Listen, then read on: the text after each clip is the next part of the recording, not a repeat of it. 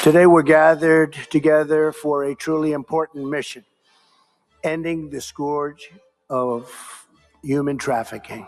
Officials are stepping up the fight against human trafficking with a brand new unit dedicated to investigating these crimes. Exactly 5:42 a.m., Chicago, Illinois. No sirens, no flashing lights, no warnings. 3 unmarked SUVs turned onto North La Salle from different directions, moving with calculated precision. Within seconds, they came to a synchronized stop in front of a heavily secured mansion, an official residence of Daniel H. Crawford, the sitting governor of the state. The estate, valued at over $14 million, stood silent, its lights dim, its security system unaware of what was about to happen. Inside those vehicles were federal agents from the Federal Bureau of Investigation and U.S. Immigration and Customs Enforcement, operating under a sealed search warrant signed less than 12 hours earlier. The warrant was classified at the highest level. No local authorities had been notified. No information had been leaked. This was not a routine operation. For more than 18 months, a multi-agency task force had been tracking a series of abnormal financial transactions that did not follow conventional patterns. At first, they were just numbers. Then those numbers began to grow. 40 million, 100 million, 600 million. By the end of the first year, the total volume of suspicious transfers moving through shell companies across 3 states had exceeded $1.2 billion. But what investigators uncovered next changed everything. By the 14th month, analysts had identified a connection between those transactions and illicit transport routes, movements involving not cargo but people. Entire groups were being moved across state lines, tracked not by names but by identification codes. By the 18th month, the estimated scale had reached a staggering $3.9 billion, spanning at least 5 states and involving dozens of intermediaries, one of the most significant human trafficking networks of the past 3 years. And at the center of it all was a single address. 5:43 a.m., the agents were in position. Tactical units simultaneously approached the front and rear entrances. Communication was minimized. Every movement had been rehearsed. The signal was given. A reinforced steel door was struck with a breaching hammer. Once, twice. On the third strike, it gave way. Agents surged inside. Each room in the mansion was cleared with controlled speed and precision. Security personnel were detained without resistance. Surveillance systems were disabled within seconds. On the upper floor, a second team moved toward the master bedroom. The target was inside. Daniel H. Crawford had spent more than a decade presenting himself as a symbol of leadership, stability, and public trust. Now standing at the center of an unprecedented federal investigation in Chicago, what the agents expected to find was evidence. What they were about to uncover would expose something far greater.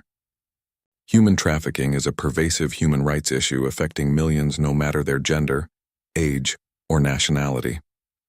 Within just 17 minutes of entry, the mansion was fully under federal control. Behind a sealed locker hidden within a reinforced wall was a cluster of encrypted laptops, 6 in total, all connected to a closed internal network. Beside them, 2 independent servers were still running, processing active data streams. This was not personal use. This was infrastructure. Within minutes, federal cyber units began live capture. The first numbers appeared almost immediately. 12,418 transactions recorded over a span of just 36 months. Each transaction carried a timestamp. Each one was routed through layered shell accounts spread across Illinois, Texas, and California. Initial estimates showed visible flows exceeding $980 million, and that was only a fraction of what remained encrypted. In the master bedroom, another team forced open a digital safe hidden behind a mirrored wall. Inside, $9.3 million in cash, vacuum-sealed into labeled bundles, each bundle marked with codes, not names. But it did not stop at finances. Right in front of the agents on the governor's desk, a file labeled transport log was opened. At first glance, it did not resemble a traditional ledger. No names, no bank identifiers, no corporate titles. Instead, each entry was marked by an identification code.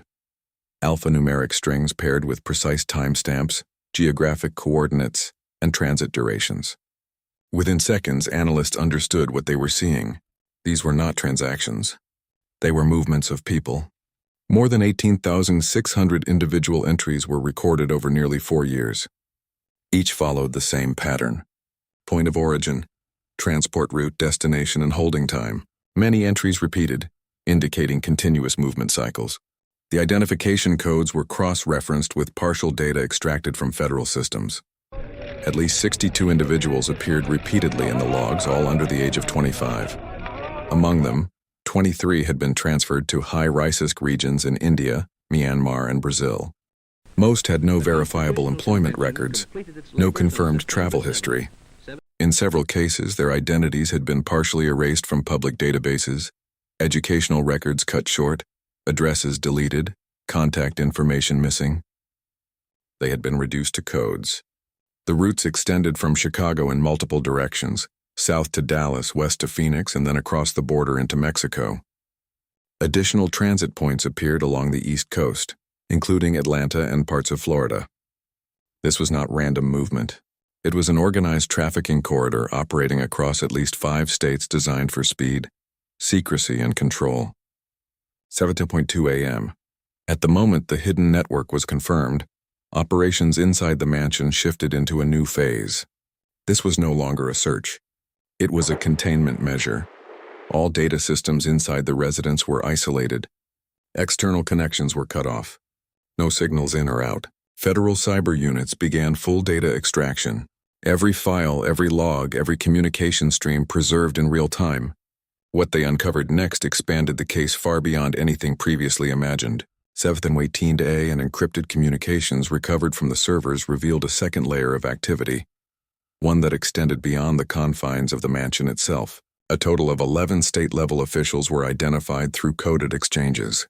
Their roles varied: transport authorization, contract approvals, regulatory oversight. But they all shared one function. They allowed the system to operate without obstruction.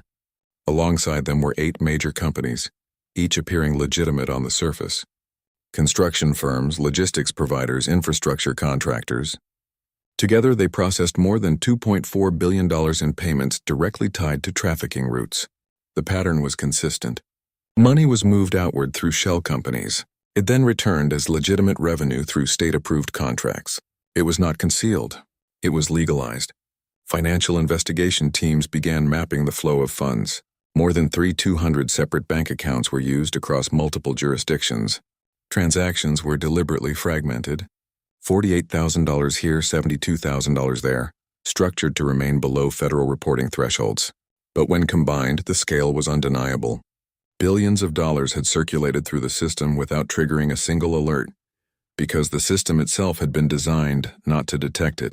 7:51 a.m. Then came the human cost. Internal messages revealed that warnings had been issued ahead of federal inspections. Routes were altered minutes before reaching law enforcement checkpoints.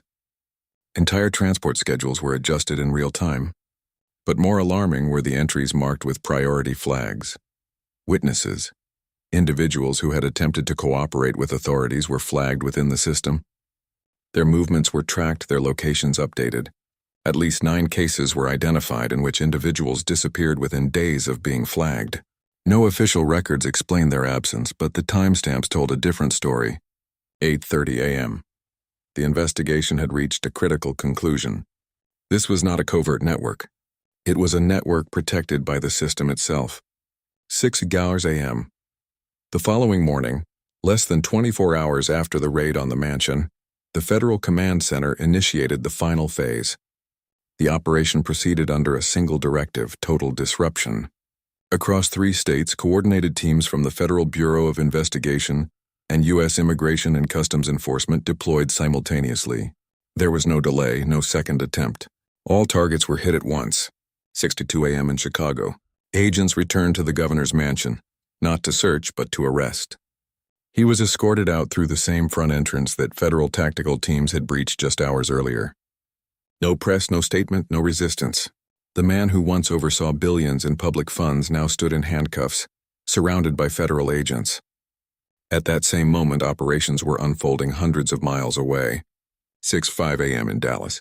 A logistics executive linked to the network was taken into custody inside a private office building in Phoenix. Another suspect was intercepted at a shipping hub in Atlanta.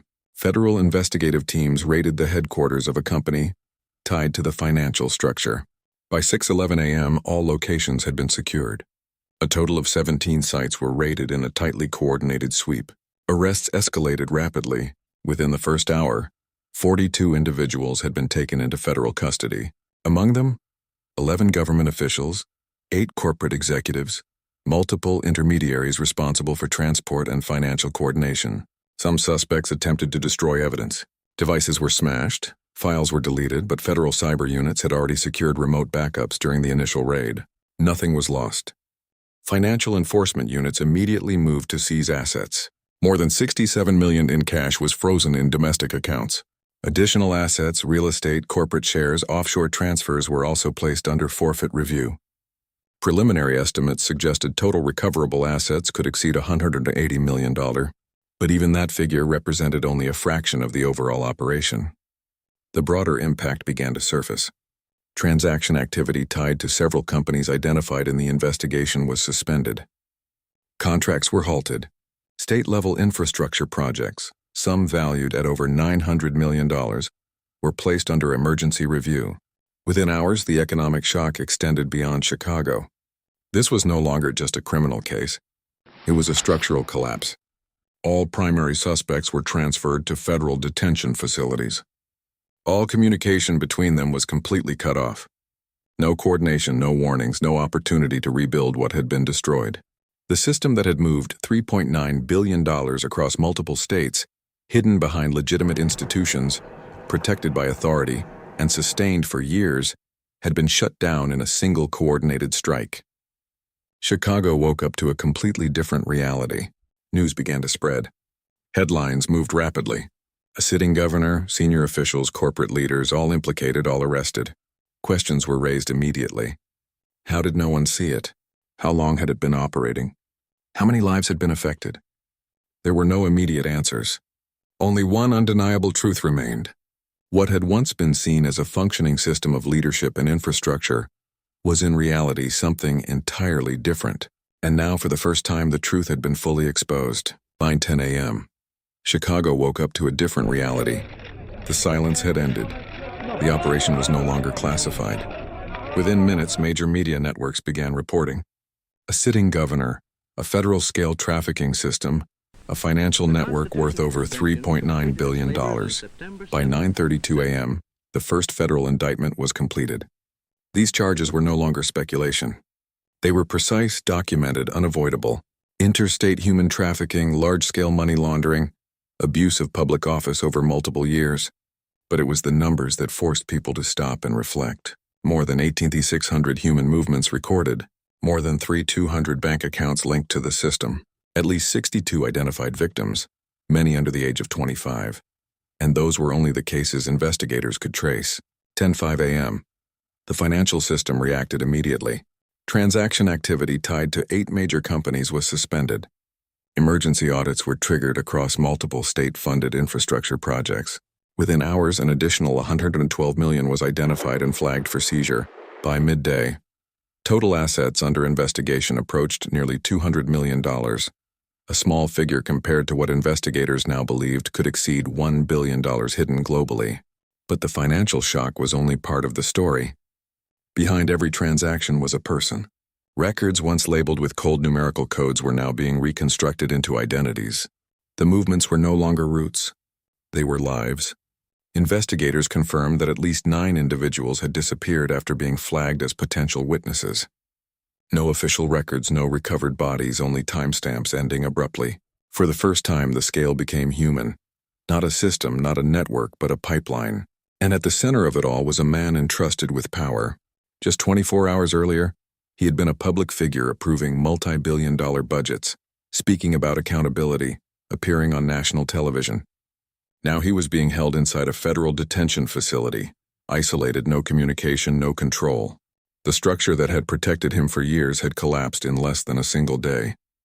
By 2:40 p.m., federal authorities confirmed that all primary suspects had been taken into custody. Communication channels between them had been completely severed. All digital systems tied to the operation had been seized or neutralized. A system that once moved billions of dollars, hidden within legitimate institutions sustained by power, had vanished. But the questions remained. How had it operated for so long? How many similar systems had never been documented, and how many still existed undetected? Chicago would not receive answers that day. Only one truth became clear. This was not just corruption. It was control. And for years, no one saw it.